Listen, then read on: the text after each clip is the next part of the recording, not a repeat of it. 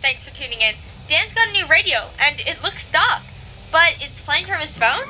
Let's see what's going on. Hey Dan, run that intro!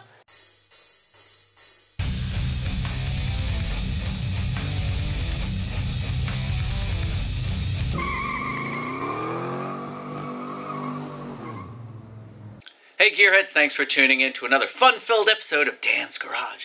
Now, I know I've been told I don't post enough on my red 66 Chevelle. Reason is, it runs, it drives, I just kind of do stuff to it here and there when I need to, but there is one thing the car hasn't had in over 20 years that we've owned it. It's in the box, and that's a hint. Let's check it out.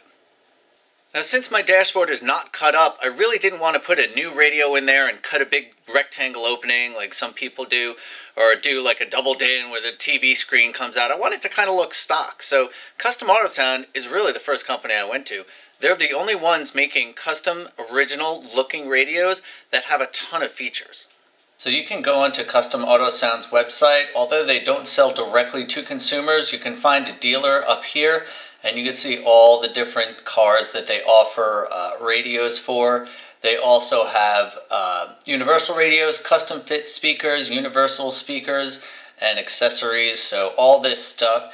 And I know we looked at the radio that I got, here it is over here, and just for kicks, I went onto eBay and found an original radio, and I mean, it looks exactly like it. So let's see what's in the box.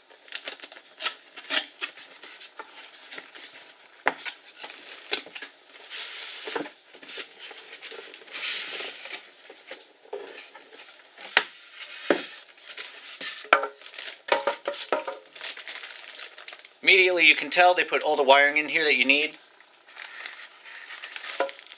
And even have original looking chrome knobs. And instructions. Instructions. Now this is something I like to see. They put a checklist in here, so somebody has checked off that they put everything that's supposed to be in this package and sign their name. So you know when you get the package, you're not going to have to call them up going, hey, it's missing something, because they've quality checked it. I don't know why everybody doesn't do this. That's awesome.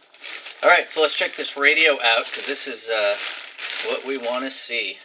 So, you can tell how cool this looks. I mean, that looks like a stock radio, doesn't it? A little AM dial there, and that's what's going to be in the dash. But once we hook it up, you're going to see what it's actually going to look like. And there's a protective coating on this, so if it looks dirty, that's why. Other than that, I mean, everything is set here to go right into the car. And, of course, you got your RCAs, your antenna, your USB, and then it's got other RCAs here, and you got your plug, which we have all the wires here. So let's check these out. And you can see, if you've ever had to put in a radio, the plugs plug right in, but you go, where do the wires go? Well, the nice thing about this is they tell you which each wire is. So these are all the speaker wires. So it says rear left, rear right, positive, negative, front. That's all there. And then this is for your power. These colors are pretty standard if you've ever put a radio in before. So like yellow is going to be your battery plus constant. You got your ground. You have your red is for your accessory to turn it on. Blue is usually amp wire or power antenna, same thing. Then you have an amp control, so here's your amp wire, and then for your antenna. So they do put both of those in. That's pretty nice. And again, they just click into the back of the radio and you're set. So first thing we're going to do is we're going to test fit the radio in the bezel, and then we're going to go ahead and get into all this wiring. And one of the other nice things I see is it has an auxiliary in left and right RCA, and they even give you the cable, so you can do the auxiliary in here, and it's got the 3.5 round plug for your phone. If you have an Android or if you have an iPhone, you just put the connector on there, converts it over, you can plug your phone right into the radio, which is usually the way I listen to mine anyway, but this also has Bluetooth, so we'll check that out later. Hands-free mic for Bluetooth, making phone calls, or you can put it on you and pretend you're a newscaster. Hi, this is Dan with the weather. No, that's dumb. Again, chrome knobs to make it look original. It's got the bracket for the back, and everything is going to be here in the user's manual. You want to make sure you read thoroughly through this, and you know everything about what you're going to do so you don't mess up the radio. We don't do that. No, I'm just kidding. I am going to do that because I want to make sure I do this right and not screw it up. They also give you specific instructions for your vehicle, 66, 67, Chevelle, Malibu and El Camino radio and speaker installation instructions. So you want to read the manual thoroughly, check out your other paperwork, and then they give you a card that you can send in for limited warranty. So make sure you send this within 10 days so you get your warranty. So if anything happens, you're going to be covered. So let's go check out the radio in the car. So I got the bezel off. I'm going to go ahead and just remove my HVAC. I can push it back and down. That way I'll have more clearance to get the radio in and be messing around with it. That way I'm not going to hurt anything. Your car, of course, is going to vary on what you need to take off or get out of the way. And here's the test fit of the radio. You can see my dash is not cut, and this thing fits in perfectly. You do have a little bit of movement, so you can make final adjustments and make it look perfect in there. So I'm going to go ahead and take it back out and go ahead and start with the wiring. So you may be wondering, Dan, what are you going to use for speakers? I already have the two 3.5-inch speakers in the dash, so this takes the place of the original speaker, which I believe was a single channel 4x10. And on the back, I have two Sony Explode 6x9s. They're 3-way 6x9s. They were actually in my pickup truck when we got married, and I didn't want to have two holes in the package tray, so I just dropped these speakers in. They're not wired, but they're there ready for it. And that's where this bad boy will come in. So I got tons of feet of speaker wire.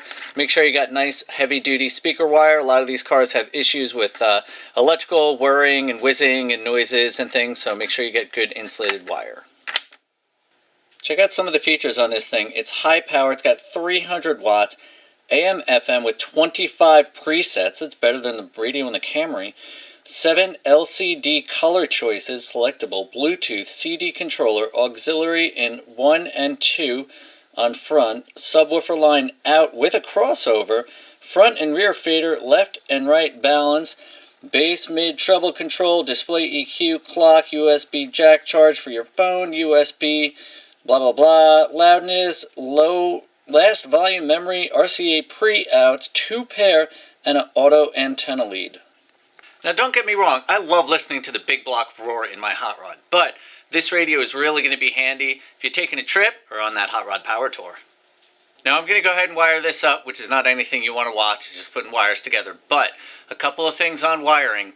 You want to make sure you either solder them and heat shrink them, or use the heat shrink with the solder, the ones that I have that you just put on there, and it solders the wires and heat shrinks them together. Or at the least, make sure you solder them and wrap them up in electrical tape. You don't want to just wire them together. You don't want to use wire nuts, none of those little clippy things that barely connects it. All of that is just a recipe for disaster. When you go to turn on your radio and something doesn't work, you got to figure out where it is. So make sure you have really good connections. With the battery connections, make sure that if you're going through a firewall or any metal that you're using a grommet and it's protected so it's not going to short out. Make sure you're using fuses and everything as well. And the last thing is, if you have speakers in the back like I do, if you're going to be using an amplifier, run the speaker wires on one side of the car and the amplifier wires on the other side of the car. Just helps to keep down noise or any potential for noise. If for any reason you can't and you have to wire them together, make sure that you're using quality wire that has good insulation on it. That should help prevent that. There is also noise canceling things you can put in cars if you do get any kind of electrical noise from like a distributor or any kind of electrical interference and things like that. So I'm going to go ahead and wire this up and then we'll plug it in and check it out. Alright, so here's an update. I took the back seat out of the car because that just made things easier so I can access the speakers from underneath the package tray. Sorry, it's a beautiful day and the garage door is open. But I basically got the two speakers wired, and the wires come down here and they're going to run under the carpet. So I took the sill plate off and I'm just going to run the speaker wires up under here, and you can see I have the speaker wire coming out here because I'm working on getting them soldered. And I did opt to cut the ends off of these. They had those little bullet push terminal connectors, but you know I love these with the solder built into them with the heat shrink, so you know you're not going to have an issue. The only thing I would do next time, instead of putting these next to each other, I would stagger them. That way if anything does happen where it breaks through here with the solder, you know you're not going to have a short. But working on the other wire for the back speaker up over there, putting ends on that, and then we'll see what lengths we need for the front speakers here. And then I'll probably solder the terminals on out here and then put the whole thing in the car. And obviously this connector will go up under the dash and be where the radio is going to be. And for the ends of the speakers, I am using these connectors, which you can crimp, or if you take the plastic off, you can solder them. So I usually take the plastic off, I don't crimp them, I solder them. That way, again, you know you have a real nice, good connection. You can heat shrink these if you want, but where these connect to the speaker, they're going to be separated anyway. So you can wrap some tape around it or whatever. Alright, speakers are in and all wired. Back seat is back in nicely. Reminds me that I need seat belts, and my headliner's fallen down up there, but I do have plans to redo this interior at some point, but I wanted to get the speakers in, so for right now, the back is done. So here's the original 4x10, I think it's 4x10 or 3x10, whatever it was, speaker that was on the front of the Chevelle under the dash. So what I did is I basically just cut it out, and I have these two little speakers that I put in it, but they're not fitting very well, so I'm just going to go ahead and trim it open a little bit more, and then I'll show you how it looks when they're all situated in here. So here's the final bracket with the two speakers mounted on it. Just got to put this back in, but oh, what about the screws, you say? A couple coats of spray and we'll be okay.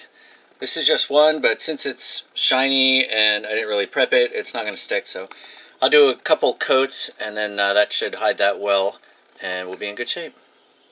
Okay, I touched up the bolt heads, and it's as good as it's going to get. It's going to be under the dash, so I don't think anyone's going to notice it. So I'm going to go ahead and get this in, get it wired up, and then we'll have the wires stubbed out for the speakers. So here's the speakers for the fronts, and I did what I was saying I should have done before. So stagger the joints, so that way if you are going to tape them together or they end up rubbing up against each other or anything, if for any reason the solder has an issue, they're not going to be up against each other and short out. So this is all done, so we're going to go ahead and get this set up to be by the radio. Alright, painted my bezel black so it matches my interior. It just slides in like that, and then we'll go ahead and put the hardware on. I'll put the knobs on and show you what it looks like. Alright guys, got the whole thing on. Look at that with that shine. Looks like a brand new radio. Well, it is. So, I know that light's probably making it harder to see, but looking at the radio, it looks like it completely fits with the rest of the dash. The bezel is nice and black. I still do need to get this insert that says Super Sport over there, but that's for another story. But the radio is here, and I'm even going to make it official by pulling off the plastic. Ashley would probably be mad if she knew I was doing this, but she's not here, so we're going to go ahead and do it. And that is what makes it official. ASMR, anyone? Lovely. So, let's check it out. Ooh, custom Autosound. So, I do have to do one more thing. And the great thing about these mounts is they're magnetic, so got this little circle on the back of my phone under the Dan's Garage QR code. Got it in all my vehicles. I just put my phone on like that and just take it off, no problem, so you don't have to worry about futzing around with stuff. I can also plug it in. I left the cable down here, so if I need to charge my phone, I can charge it with the USB. I'm probably going to mount this under the dash, maybe put a double, that way if I'm riding with someone and they need to charge their phone, we'll have that. So we're going to leave that for now, but here's the final view of the radio. There you go, a really great upgrade to the Chevelle. I want to thank Custom Autosound for helping me out with this project, and I also want to let you guys know that if you want a custom radio in your vehicle that looks original, check out Custom Autosound's website. They'll show you everything they have to offer. Then you can go ahead and find a distributor since they don't sell directly to the public, and you can go ahead and purchase radio, speakers, whatever you need. So check them out. Also, check out the links in the description. I'll put the link for the radio in there, that way you can go check it out. They have a lot of other radios you can choose from. And other than that, I thank you for watching. Be sure to subscribe, like this video, check me out on the other social medias, and check out those other pages down below. They're really cool. So, until next time, stay positive and keep on wrenching.